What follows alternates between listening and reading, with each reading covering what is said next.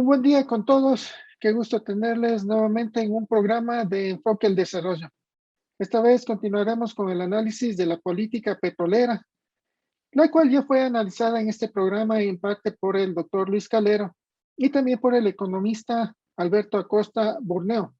Si bien es cierto, la pandemia provocada por el COVID golpeó muy duro al país. En el 2020 golpeó no solo en la parte de salubridad, sino también en la parte económica. Pero creemos que es necesario hacer un nuevo análisis sobre lo que representa en sí el decreto 95, esta política petrolera, política entre comillas, porque en realidad, si bien tiene cosas buenas, también tiene cosas que no son tan buenas, pero principalmente es, desde nuestro punto de vista, es bastante incompleta. El día de hoy vamos a hacer un análisis de la nueva política hidrocarburífera o la nueva política petrolera del Ecuador, haciendo énfasis a la venta de las estaciones de servicio en zona de frontera. Vamos a compartir pantalla para empezar con este análisis. El gobierno de Guillermo Lasso ha presentado una decisión política de lo que es un análisis o poner el dedo en la llaga en un punto muy sensible, en dos en realidad. El uno que significa los subsidios de los combustibles y el otro lo que significa la política petrolera ecuatoriana. Nuestra política petrolera ha tenido una tendencia, o nuestra producción petrolera ha tenido una tendencia a la baja. No olvidemos que en enero de este año, la producción del país estaba en 509,000 barriles diarios. Sí, estábamos con una producción de 509,000 barriles diarios. En febrero con 502,000. Marzo, estos son datos estadísticos del Banco Central. Sí, en marzo con 502,000, en abril con 499,000 y en mayo ya se registró 498,000. Con datos extraoficiales de producción diaria, en junio ya llegamos nosotros a 493,000. El objetivo de la nueva política es que se duplique la producción de 500,000 barriles diarios que estamos actualmente a 1,000,000 de barriles, a 1,000,000 de barriles diarios. Es claro, si nos dicen, oye, ¿quieres una política en la cual vas a ser más eficiente, vas a tener más recursos y vas a producir más? Nadie va a decir que no. Obviamente todo el mundo va a estar de acuerdo. Pero por lo pronto, si estamos ya en junio del mes, en el mes pasado, marcó 493,000 barriles diarios. El hecho de que ya se mantuviera la producción y ya no decrezca, ya sería un primer éxito para la producción petrolera. Pero la producción petrolera está bajando. Lastimosamente baja. ¿Cuánto baja? Justo cuando el precio del petróleo está al alza. En enero marcó $48, sí, febrero 55, marzo 58, abril 57, mayo 61. Y según datos de Petroecuador, que lo empezaron a publicar ayer, 25 de julio del 2021, en junio el precio que recibió o el valor que recibió el país por cada barril de petróleo fue de 67,36. Claro, por un lado está subiendo el precio del petróleo, pero por otro lado está bajando la producción petrolera ecuatoriana, lo cual es preocupante porque por un lado nosotros no estamos aprovechando los precios internacionales y también hay que tener en cuenta de que cada vez que suben los precios del petróleo, los subsidios también suben.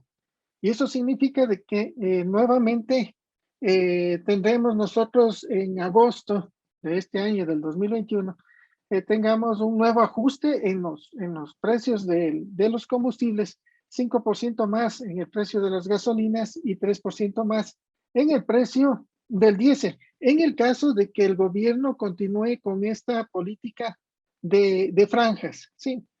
También nosotros podemos verle de que si bien es cierto, el decreto habla de que es necesario que se revise todo lo que se refiere a la producción petrolera, pero también es necesario de que dentro de este decreto 95, también se debe poner más énfasis en lo que se refiere al buen manejo ambiental.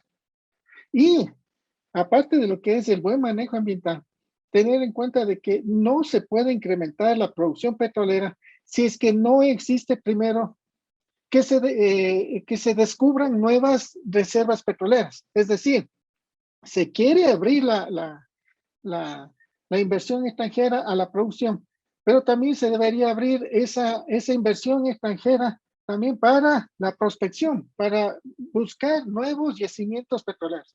Si no hay nuevos yacimientos, difícil de que se incremente la producción. Y esos yacimientos supuestamente, según lo que se está escuchando, serán buscados o será demostrada su existencia en el suroriente del Ecuador. ¿Sí? También tenemos nosotros, aparte de esto de la producción petrolera, es necesario que se revise los contratos que existen también en la preventa del petróleo con China y con Tailandia. Es necesario renegociar esos contratos para que le permitan al país tener un plazo mayor de entrega del crudo ecuatoriano, para que tenga un poco más de respiro. ¿Por qué? Porque este momento, si bien es cierto, tenemos para cumplir con los requisitos, con las exigencias de las preventas, y tenemos también un poco para lo que es nuestras refinerías, pero también es necesario revisar lo que va a pasar en el 2022, porque el volumen que está comprometido es mayor al del año 2021. Entonces, para darle un poco más de respiro, es necesario que exista un poco de la renegociación de los campos petroleros, mejor dicho, de las entregas del petróleo ecuatoriano a China y Tailandia. ¿Sí? También otra de las cuestiones que habla el decreto es sobre lo que se refiere a las concesiones. Sí, aquí es bien interesante hacer una referencia de lo que dice el decreto.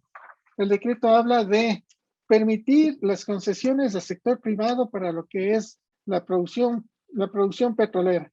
Pero también hay que revisar de que la Constitución dice de que todo lo que significa energía, o sea, todo lo que es prospección, producción, refinación, transporte, comercialización de combustibles, todo este sector energético es un servicio público y el servicio público lo maneja el Estado. Sí.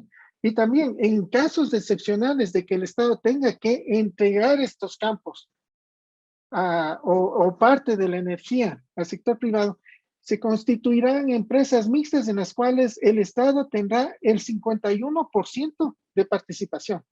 Sí. En lo que se refiere a la refinación, que también habla de la concesión, lo cual también tendría que ver con la concesión de los campos petroleros.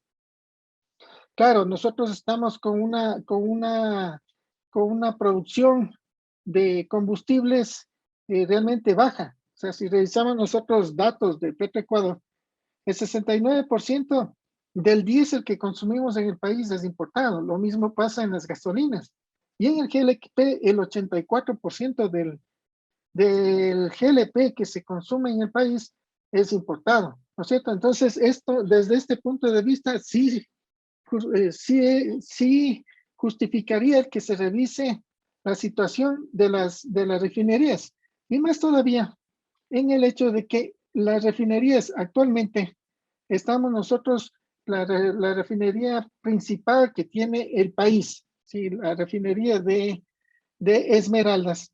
La refinería de Esmeraldas, el promedio de enero a abril de 2021, tuvo una capacidad de refinamiento de apenas de 66% de su capacidad total. O sea, la capacidad total de la refinería de Esmeraldas es de 110,000 barriles. Pero solo operó un 66% de su capacidad. Obviamente teníamos nosotros hasta la semana pasada, Shushufin estaba trabajando al 100% de su capacidad, tiene una capacidad de 20,000 y estaba trabajando con 20,000 barriles diarios. Pero este rato estamos con un incendio en la refinería, no se sabe todavía cuáles son los efectos de este incendio en la refinería de Esmeraldas, en la refinería de Shushufindi. Y obviamente no olvidemos de que como somos deficitarios en la producción de combustibles, el hecho de que se esté produciendo un galón menos, eso significa que se tiene que importar un galón más de combustibles. Sí, y este momento Shushufindi que tendrá por esta situación hacer una para, tendremos que el país dedicar una importación adicional de combustibles para poder compensar esta situación. ¿Sí? Entonces, justo en medio de esta situación de la discusión de las concesiones, le cae al país esta cuestión de lo que es la refinación del petróleo. Voy a dejar de compartir la pantalla. Y tenemos algunas situaciones que en la política petrolera, que si bien es cierto, no habla en esa política de los subsidios de los combustibles o de los precios de los combustibles, pero creo que también debería ser parte del decreto 95. ¿Cuál es la política de subsidios? Sí. Y en la política de subsidios, como algún rato lo mencionamos, primerito debe definirse cuál es el objetivo de los subsidios, ¿sí? Porque los subsidios es parte de una política social, es parte de una política fiscal, es parte de una política empresarial. Y los tres tipos de políticas no se pueden manejar solamente con precios de los combustibles, ¿sí? Y también sí es cierto de que si bien es cierto los precios de los combustibles se están ajustando a precios internacionales, porque ese es lo que dice el decreto 1054, que los precios de los combustibles converjan a precios internacionales. Asimismo, como los precios están subiendo y se están ajustando a precios internacionales, también la calidad de los combustibles deberían ir ajustándose a calidad internacional. Y aquí con las justas se está ajustando a la norma nacional, a las normas INE y no a las normas internacionales. Sí, así como hay un incremento de precios, como consecuencia también debería existir un incremento de la calidad. Y asimismo, en los subsidios también se debería señalar cuáles son los beneficiarios. Sí, cuáles son los beneficiarios. Se supone que están van a hacer un estudio, van a contratar un estudio para definir cuáles son los beneficiarios, en qué cantidad, en qué producto, ¿no es cierto? Durante qué tiempo. Y la forma, cómo lo van a focalizar. ¿Sí? Entonces, esa situación también tiene que ser analizada dentro de esta política, Es indiscutible, por ejemplo, en lo que se refiere al reformar los contratos de participación e ir reemplazando por los de participación, por el de participación de servicios. Sí, es necesario.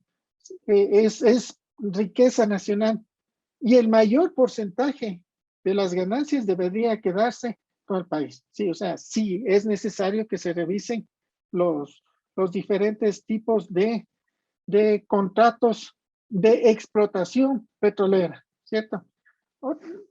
También hablan de identificar campos productivos que Petroecuador debe delegar para su reactivación.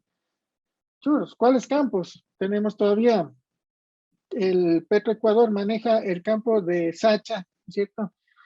Maneja el campo del IPT. Entonces, revisar esos campos son los únicos que todavía le queda a Petroecuador. Y en lo que se refiere a la venta de las estaciones de servicio, que es uno del tema de este programa, las ventas de las estaciones de servicios de propiedad de Petroecuador y revisar los contratos de distribución a fin de determinar su finalización. Hay que tener en cuenta un poco cómo está funcionando el mercado de combustibles, el mercado de combustibles, principalmente el mercado de combustibles para el sector automotriz.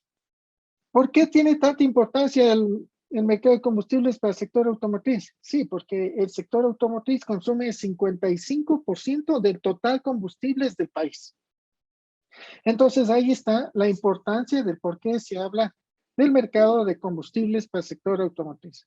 En el país operan 1,136 estaciones de servicio, sí, en todo el país, de las cuales 251 pertenecen a la red de Petroecuador, sí, 251 estaciones de servicio. 46 de esas estaciones de servicio son propias, 205 son afiliadas. Petroecuador, desde el año 2012, como comercializadora, fue líder del mercado. Desde octubre del 2012 hasta diciembre del 2020, sí. Según datos de cifras estadísticas de Petroecuador, en junio ya del 2021, Petroecuador ya no es la líder, es la tercera en este mercado de combustibles. Es la tercera de 15 comercializadoras. Está superada por lo que es la comercializadora internacional Primax y por la comercializadora nacional Petróleos y Servicios. Sí, en estos 6 meses de lo que era la líder, simplemente ha tenido una disminución hasta ocupar el tercer puesto en el mercado de combustibles. En las estaciones de servicio que se está hablando de las ventas, ¿sí? ¿Cómo empezó esto? Se ha escuchado, por ejemplo, analistas que dicen el Estado tiene que estar en lugares donde no es rentable para el sector privado, ¿no es cierto? Y que tiene que dar un servicio. Bueno, esto sería cierto en el caso de que siempre estuvo ahí Petroecuador y no hubiese existido quien maneje esas estaciones de servicio. Pero en el año 2011, esas estaciones de servicio eran del sector privado. Y mediante un acuerdo ministerial que fue firmado, entre otros, por Jorge Glass como ministro coordinador de sectores estratégicos y por el ministro de Energía, Recursos Naturales de ese entonces, Wilson Pastor, firmaron este acuerdo ministerial el 257 de abril del 2011, en el cual se inicia un proceso de intervención de las estaciones de servicio. O sea, las estaciones de servicio antes del 2011 eran operadas, o hasta el 2011 eran operadas por el sector privado. Sí, y esta intervención de las estaciones de servicio ubicadas en zona de fronteras las declararon de utilidad pública. Y los anteriores dueños se vieron obligados a venderle al Estado estas estaciones de servicio. ¿Por qué? ¿Cuál era el objeto? El objeto era reducir el contrabando de combustibles en las provincias fronterizas. Bueno, creo que cuando se firmó este acuerdo ministerial, no se dieron cuenta de que, si bien es cierto, existía contrabando, existía el hormigueo por el sector de fronteras, pero las estaciones de servicio durante 5 años antes del 2011, 5 años antes, ya eran controladas, vigiladas por el ejército. O sea, los dueños de estas estaciones de servicio lo único que hacían era entregar las llaves y el ejército era el que prácticamente operaba estas estaciones de servicio. O sea, ya estaban controladas por el Estado. Pero se les ocurrió que Petroecuador tiene que comprar esas estaciones y para controlar el contrabando. Sería bueno verificar si en realidad se controló el contrabando desde el año 2011, que prácticamente, 2012, que pasaron estas estaciones a manos de Petroecuador. Sí. Durante estos 9 años, ¿se controló o no se controló el contrabando? ¿Disminuyó o no disminuyó el consumo de combustibles en zona de frontera? ¿Disminuyó o no disminuyó el subsidio de combustibles en esta zona? Sí. O sea, sería bueno verificar. ¿Se consultó algún momento a Petroecuador si eran rentables estas estaciones en manos de Petroecuador? Y lo único que contestaron fue de que esas eran datos internos de la comercializadora de Petroecuador. Claro, son datos internos si fuera un negocio privado. Pero hacer dato público hubiese sido bueno verificar si estas estaciones de servicio eran o no eran rentables. Porque al final, por último, Esto podría ser objeto de observación, incluso de Contraloría, el ver el manejo de estas estaciones de servicio en manos del Estado. O sea, en el gobierno de Correa en el 2011 se expropiaron estas estaciones de servicio, pasaron a manos del Estado en el 2011. Se efectivizó esto en el 2012. Con esta situación, Petroecuador pasó a ser la líder del mercado de combustibles en el sector automotriz. Y luego, en el mismo gobierno de Correa, en el año 2015, Correa señalaba, para empezar, yo no entiendo por qué Petroecuador tiene gasolineras. He dado las órdenes de pensar cómo vender las gasolineras que tiene Petroecuador y la franquicia de Petroecuador. Sí, o sea, en el gobierno de él expropian las gasolineras y él mismo se cuestionaba y decía, para empezar, yo no entiendo por qué Petroecuador tiene gasolineras. Y estas declaraciones que las dio en una de sus sabatinas, ¿en qué terminó? Terminó en las ventas de 3 estaciones de servicio, 2 ubicadas en Quito, la del Amazonas y el Oye Fara, y la de la zona de Ponciano. Y en Guayaquil, la gasolinera ubicada en la avenida 25 de Julio. Las 3 gasolineras con alto volumen de ventas vendieron y se quedaron con las estaciones de servicio de fronteras. ¿Serían o no serían rentables esas estaciones?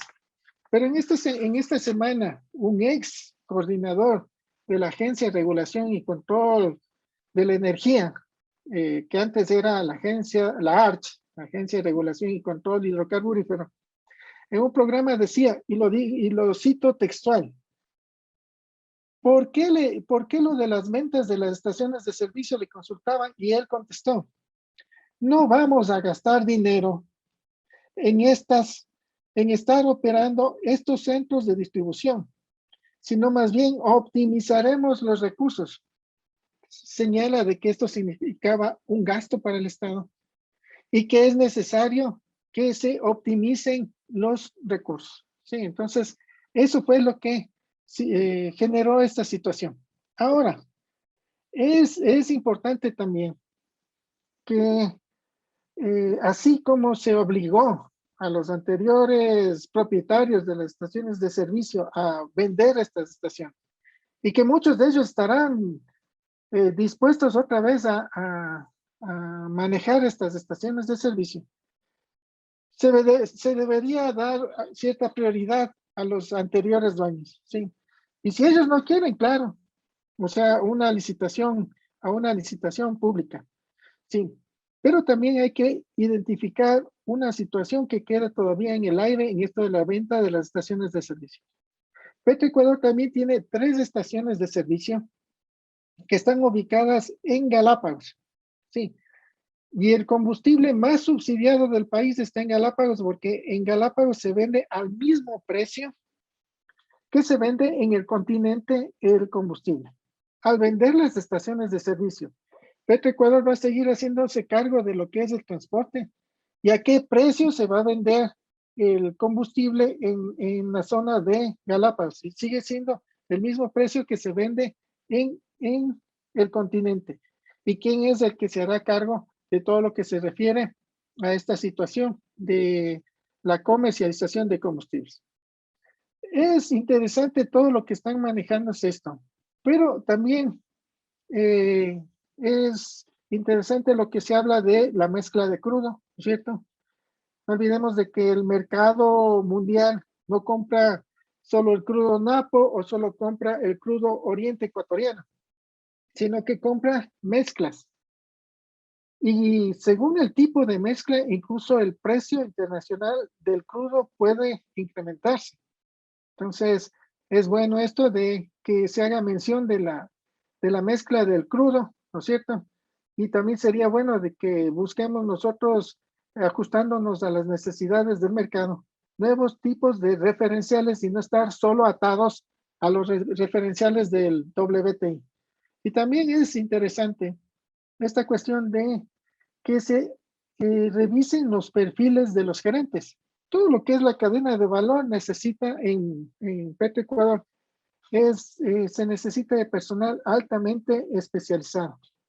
Pero los perfiles no deberían ser exclusivamente revisados para los gerentes, porque cada gerente necesita también de un equipo técnico. Y los perfiles del equipo técnico también tendrían que ser revisados. Hay algunas cuestiones también que todavía quedan en el aire. Por ejemplo, definir cuál será el destino de los ahorros, de los subsidios, actualizar las responsabilidades de la nueva agencia de regulación y control de la energía. Este es, en síntesis, uno de nuestras observaciones a la política petrolera. Agradecemos mucho de su presencia en este nuevo programa y les esperamos para el sábado para uno nuevo más. Muchas gracias. Hasta luego.